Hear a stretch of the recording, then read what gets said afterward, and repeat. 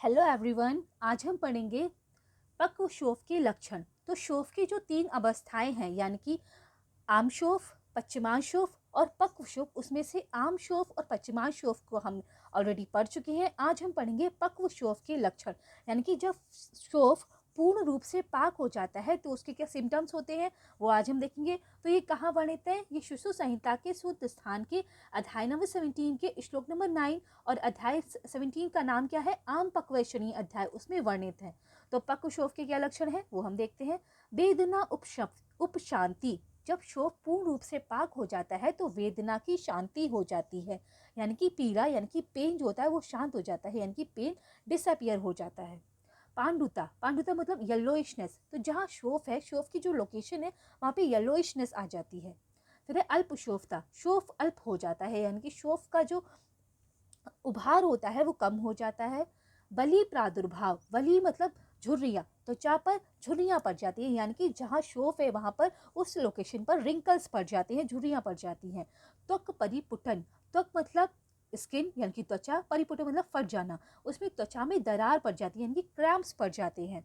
निम्न दर्शन अंगुलियाँ अपीडते, अंगुली से पीड़ित करने पर यानी अंगुली से दबाने पर उसमें निम्न दर्शन, निम्न दर्शन मतलब वो गड्ढा पड़ जाता है। निम्न मतलब नीचे हो जाने, जिसमें गड्ढा पड़ जाता है, दर्शन मतलब दिखाई देना, तो उसमें अंगुली से दबाने पर गड्ढा सा दिखाई पड़ता है। और प्रणय उन्नमन, और अंगुली को उठाने पर वो फिर से जो गड्ढा होता है भर जाता है, उसका उन्नमन हो जाता है, यानी कि फिर से वो उठ जाता है। वास्तविक उदक शरणम पूवस्य, जो पुयो होता है यानी कि जो उसमें पच होता है, वो जैसे कि मशक में पानी भरा होता है, इस तरीके से उसको हम इमेजिन कर सकते हैं।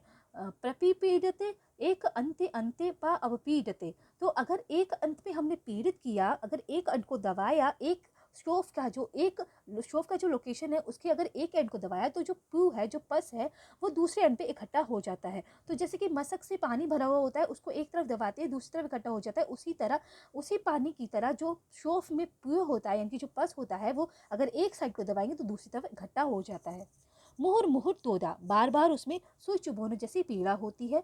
कंडू यानी कि खुजली होती है। अनुन्नता, अनुन्नता मतलब जो उत्सेद होता है, जो उभार होता है, जो एलिवेशन होता है शोफ का, वो नीचे दब जाता है। व्याधि उपद्रव शांति, उपद्रव जो होते हैं वो शांत हो जाते हैं।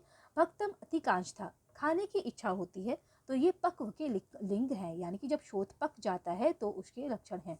तो क्या क्या लक्षण है? वेदना उपशांति, पांडुता, अल्पशोफता, बलि प्रादुर्भाव, त्वक परिपुटन, निम्न दर्शन अंगुलियां अपीडते, प्रय उन्नमन, यानी कि वेदना की शांति, देह में पांडुता, शोफ का कम होना, त्वचा पर झुर्रियां पड़ना और दरार होना, अंगुली से दबाने पर मांस से गड्ढा पड़ना तथा अंगुली के हटाने पर पुनः गड्ढे का भर जाना।